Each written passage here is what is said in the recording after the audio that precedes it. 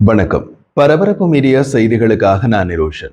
India எந்த நிமிடத்திலும் பாகிஸ்தானுக்குள் தாக்குதல் நடத்தலாம் என்ற நிலையில் அதை எதிர்கொள்ள பாகிஸ்தான் எப்படியான நடவடிக்கைகளை எடுக்கிறது என்பது தொடர்பான தகவல்கள் இந்திய ராணுவ உளவுத்துறையால் சேகரிக்கப்படுகின்றன. பாகிஸ்தானுக்குள் தாக்குதல் நடத்தும் போது இந்திய படைகள் எந்தெந்த இடங்களை தவிர்க்க வேண்டும் என்ற வரைபடத்தை இந்த உளவு தகவல் சேகரிப்புகள் இந்திய பாதுகாப்பு படைகளுக்கு கொடுக்கின்றன. அத்துடன் பாகிஸ்தானுக்குள் இந்தந்த இடங்களில் எப்படியான அச்சுறுத்தல்களை எதிர்கொள்ள வேண்டும் என்ற தெளிவான விவரங்களை இந்திய பாதுகாப்பு படைகளுக்கு கொடுக்கின்றன. உளவுத்துறை வட்டாரங்களின் தகவலின்படி இந்தியாவுடனான பதட்டங்கள் அதிகரித்து வரும் நிலையில் பாகிஸ்தான் ராணுவம் கட்டுப்பாடு கோடு LOC மற்றும் சர்வதேச எல்லையில் குறிப்பாக சியால்கோட் மற்றும் பெராஸ்பூர் துறைகளில் தனது தற்காப்பு நடவடிக்கைகளை தீவிரப்படுத்தியுள்ளது. இந்திய விமான தாக்குதல்களை எதிர்கொள்ளும் ஒரு மூலோபாய நடவடிக்கையாக பாகிஸ்தான் தனது ரேடார் அமைப்புகளை சியால்கோட் துறையில் முன்னணிக்கு அருகில் நிலைநிறுத்தியுள்ளது. இந்திய ராணுவ நகர்வுகளை கண்காணிக்க பெராஸ்பூர் துறைக்கு அருகில் மின்னணு போர் EW பிரிவுகளை நிலைநிறுத்தியுள்ளது. சர்வதேச எல்லையிலிருந்து 58 கிலோமீட்டர் தொலைவில் அமைந்துள்ள சோர் கேன்டோன்மென்ட்டில் சமீபத்தில் ஒரு TPS-77 ரேடார் தளம் நிறுவப்பட்டது. பல்துறை ரேடார் அமைப்பான TPS-77 வான் கண்காணிப்பு மற்றும் சூழ்நிலை விழிப்புணர்வுக்கு ஒரு முக்கியமான சொத்தாகும். இது பாகிஸ்தானின் அதிகரித்த விழிப்புணர்வை அடிக்கோடிட்டு காட்டுகிறது. இந்தியா பாகிஸ்தான் எல்லையில் உள்ள மூலோபாய முக்கியத்துவம் வாய்ந்த பிராந்தியமான சியால்கோட் பகுதியில் சமீபகால பதட்டங்களை தொடர்ந்து குறிப்பாக ஏப்ரல் 22 ஜம்மு காஷ்மீரில் பகல்காம் தீவிரவாத தாக்குதலில் 26 பொதுமக்கள் கொல்லப்பட்டதை தொடர்ந்து இந்தியா பதிலடி கொடுக்கும் என்ற அச்சுறுத்தலை எதிர்கொள்ளும் விதமாக பாகிஸ்தானிய ராணுவ நடவடிக்கைகள் அதிகரித்துள்ளன.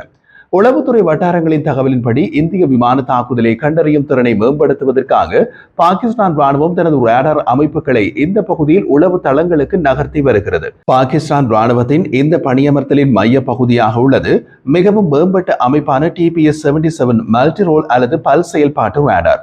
இந்த ரக ரேடார்களை MRR என்று சுருக்கமாக அழைப்பார்கள்.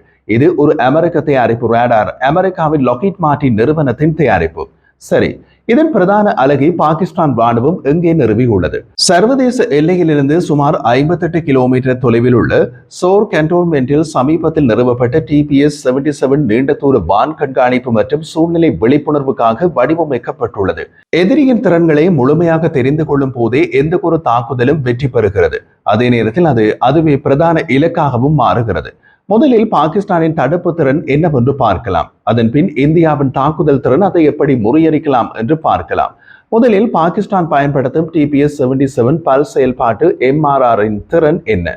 463 கிலோமீட்டர் அல்லது 250 கடல் மைல்கள் வரை கண்டறியும் வரம்பு உள்ளது. தரைமட்டத்திலிருந்து 30.5 கிலோமீட்டர் உயரத்தில் உள்ள இலக்குகளை கண்காணிக்கும் திறன் கொண்டது மற்றும் இந்த ரேடார் 360 டிகிரி கவரேஜை வழங்குகிறது. இது விமான அச்சுறுத்தல்களை கண்காணிப்பதற்கான ஒரு வலிமையான கருவியாக அமைகிறது.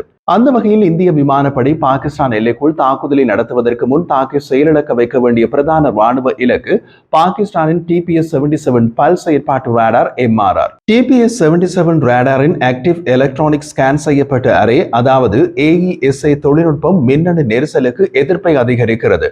அதனால் சர்ச்சைக்குரிய சூழல்களின் நம்பகத்தன்மையை உறுதி செய்கிறது. TPS-77 இயக்கம் மற்றும் குறைந்த மின்னகர்வு ஆகியவை பாகிஸ்தான் கட்டுப்பாட்டில் உள்ள சியால்கோட் போன்ற முன்னோக்கிய பகுதிகளில் விரிவாக பயன்படுத்துவதற்கு ஏற்றதாக அமைகிறது.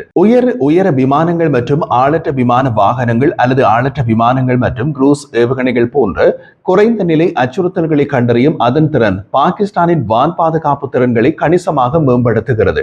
இது குறிப்பாக இந்தியாவின் 2019 பாலகோட் விமான தாக்குதலுக்கு பின்னர் பாகிஸ்தானின் ரேடார் கவரேஜில் உள்ள பாதிப்புகளை அம்பலப்படுத்திய இந்திய விமானப்படை IAF நடவடிக்கைகளுக்கு எதிராக முன்கூட்டியே எச்சரிக்கை அமைப்புகளை வலுப்படுத்தவும் விழிப்புணர்வை பராமரிக்கவும் பாகிஸ்தானின் நோக்கத்தை பிரதிபலிக்கிறது. ரேடார் பயன்பாடுகளுக்கு மேலதிகமாக ஃபெராஸ்பூர் துறைக்கு எதிரே உள்ள முன்னோக்கிய இடங்களில் EW அலகுகளை நிலைநிறுத்துவதன் மூலம் பாகிஸ்தான் தனது மின்னணு போர் திறன்களை மேம்படுத்துகிறது. இந்த பிரிவுகள் இந்திய ராணுவ நகர்வுகளை கண்டறிந்து கண்காணிக்கும் பணியை மேற்கொள்கின்றன. சாத்தியமான தரை மற்றும் வான் நடவடிக்கைகளை எதிர்கொள்ள நிகழ்நேர உளவு தகவலை வழங்குகின்றன. பாகிஸ்தானின் EW அலகுகளில் DWL 002 கண்டறிதல் செயல்பாட்டு அமைப்பு போன்ற சீனா வழங்கிய அமைப்புகள் அடங்கும். இது ரேடார் மற்றும் உலகளாவிய வழிசெலுத்தல் செயற்கைக்கோள் அமைப்பு, அதாவது GNSS சிக்னல்களை கண்டறிந்து முடக்க முடியும்.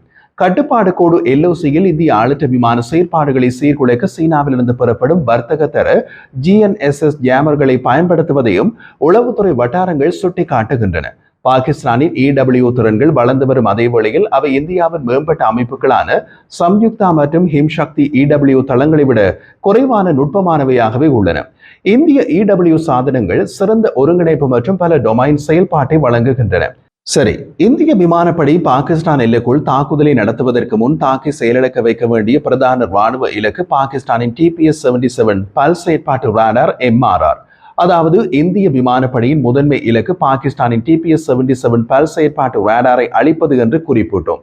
அதை இந்திய விமானப்படையால் செய்ய முடியுமா? முடியாது என்று எதுவும் கிடையாது. இந்திய விமானப்படை அதை எப்படி செய்யும் அல்லது எந்த சாதனத்தை வைத்து செய்யும் என்று பொதுவெளியில் ஆராய்வது நல்ல விஷயம் அல்ல. தாக்குதல் நடந்த பின் அக்குவேறு ஆணிவேறாக சொல்லலாம். அதற்கு முன் வேண்டாம். அதை இந்திய விமானப்படையே விரும்பாது. அதனால் இப்படியான ரேடார்களை தாக்குவதற்கான ஒரு பொதுப்படையான தாக்குதல் முறையை கூறுகிறோம். TPS-77 ஒரு அமெரிக்க தயாரிப்பு ரேடார். அமெரிக்காவின் லாக்ஹீட் மார்ட்டின் நிறுவனத்தின் தயாரிப்பு என்று கூறினோம் அல்லவா? அதனால் அதை தாக்குவதற்காக ஒரு ஆயுதத்தையும் அமெரிக்க தயாரிப்பு ஆயுதமாகவே எடுத்துக்கொள்வோம். முதலில் ஒரு அடிப்படை விஷயம், தரையில் நிலைநிறுத்தப்பட்ட ரேடார்களை தாக்குவதற்கென்றே பிரத்யேகமான ஏவுகணை உள்ளது. அதை HARM அல்லது ஹார்ம் என்று அழைப்பார்கள். ஹார்ம் என்பதன் விரிவாக்கத்தின் தமிழாக்கம் அதிவேக கதிர்வீச்சு எதிர்ப்பு ஏவுகணை அல்லது ஹை ஸ்பீட் ஆன்டி ரேடியேஷன் ஏவுகணை. இதற்கு ஒரு அமெரிக்க உதாரணம் AGM-88 ஹார்ம் ஏவுகணை. இதை அமெரிக்க நிறுவனம் ரேதியோன் கார்ப்பரேஷன் தயாரிக்கிறது. தாக்குதல் நடத்த போவது இந்தியா என்பதால் இந்தியாவிடம் உள்ள ஏவுகணையை உதாரணமாக கூறாமல் இந்தியாவிடம் இல்லாத AGM-88 ஏவுகணையை எமது உதாரணமாக எடுத்துக் கொண்டிருக்கிறோம். AGM-80 ஹார்ம் என்பது ஒரு தந்திரோபாய விமானத்திலிருந்து தரையில் உள்ள இலக்கை தாக்க ஏவப்படும் கதிர்வீச்சு எதிர்ப்பு ஏவுகணை. ஒரு ஏவுகணையின் விலை $2,85,000. இது எப்படி செயல்படுகிறது என்றால், தரையில் உள்ள வான் ரேடார் அமைப்புகளில் இருந்து வரும் மின்னணு பரிமாற்றங்களை முடக்குவதை மையமாக செயற்படும் விதத்தில் வடிவமைக்கப்பட்டுள்ளது. ஓரளவுக்கு அனைவருக்கும் புரியும் விதத்தில் எளிமைப்படுத்தி கூறலாம். AGM-88 குறைந்தபட்ச விமானி செயற்பாட்டுடன் வடிவமைக்கப்பட்டுள்ளது. அதன் அர்த்தம், இதை ஏவும் விமானி வானில் வைத்து வீர சாகசம் எதையும் செய்ய வேண்டிய அவசியம் இல்லை. சரியான உயரத்தில் பறந்தபடி அண்ணன் பட்டனை தட்ட வேண்டியதுதான். மீதி வேலையை AGM-88 பார்த்துக் கொள்ளும். AGM-88 அப்படி என்னதான் செய்கிறது? தரையில் உள்ள ரேடார் அமைப்புகளிலிருந்து வரும் மின்னணு பரிமாற்றங்களை, அதாவது சிக்னல்களை முதலில் உள்வாங்கிக் கொள்கிறது. ஆனால் சிக்னல்களை வெளியேற விடாது. சிக்னல் வெளியே போனால்தான் அதை மீண்டும் உள்வாங்கும் ரேடார் தம்மை நோக்கி ஒரு பொருள் வருவதை தெரிந்து கொள்ளும். சிக்னல் வெளியே போகாவிட்டால் ரேடார் கண்ணிழந்து விடும். AGM-88 தரையில் உள்ள ரேடார் அமைப்புகளிலிருந்து வரும் சிக்னல்களை உள்வாங்கிக் கொள்வதன் மூலம் ரேடார் ஆண்டனா அல்லது டிரான்ஸ்மீட்டரை கண்டறிந்து தாக்கி அளிக்க முடியும். AGM-88 ஏவுகணையில் எதிர் ரேடார் உமிழ்வுகளில் கவனம் செலுத்தும் விகிதாசார வழிகாட்டுதல் அமைப்பு ஏவுகணையின் மூக்கில் ஒரு நிலையான ஆண்டனா மற்றும் தேடுபவர் தலையை கொண்டுள்ளது. தேடுபவர் தலை என்று எமது கரடுமுரடான தமிழாக்கம் புரியாவிட்டால் ஆங்கிலத்தில் சீக்கர் ஹெட். AGM-88 ஏவுகணை விமானத்திலிருந்து ஏவப்பட்ட பின் புகையற்ற திட உந்து சக்தி பூஸ்டர் நிலையான ராக்கெட் மோட்டார் ஏவுகணையை M2க்கு மேல் வேகத்தில் செலுத்துகிறது. ஹார்ம் என்பது அமெரிக்க கடற்படையால் வழிநடத்தப்படும் ஒரு ஏவுகணை திட்டம். இது முதலில் அமெரிக்க தயாரிப்பு விமானங்களான A6E, A7 மற்றும் FA-18A-B விமானங்களால் கொண்டு செல்லப்பட்டது. பின்னர் அது EA-6B மற்றும் EA-18G பிரத்யேக மின்னணு தாக்குதல் விமானங்களில் பொருத்தப்பட்டது. இப்போது வேறு பல ரக விமானங்களிலும் பொருத்துகிறார்கள். உக்ரைன் இயக்கம் பழைய சோவியத் தயாரிப்பு விமானங்களில் கூட AGM-88 ஏவுகணை பொருத்தப்படுகிறது. இப்போது 2 வாரங்களுக்கு முன் அமெரிக்க கடற்படையின் FA-18 விமானங்கள் ஏமனில் உள்ள ஹவுதி இயக்குகளை தாக்கியது பற்றி அறிந்திருப்பீர்கள். அந்த தாக்குதலுக்கு பயன்படுத்தப்பட்டவை AGM-88 ஏவுகணைகள் தான். இந்த ஏவுகணை 3 செயல்பாட்டு முறைகளை கொண்டுள்ளது. முன் சுருக்கப்பட்டது PB, வாய்ப்பு இலக்கு 2 மற்றும் சுய பாதுகாப்பு SP.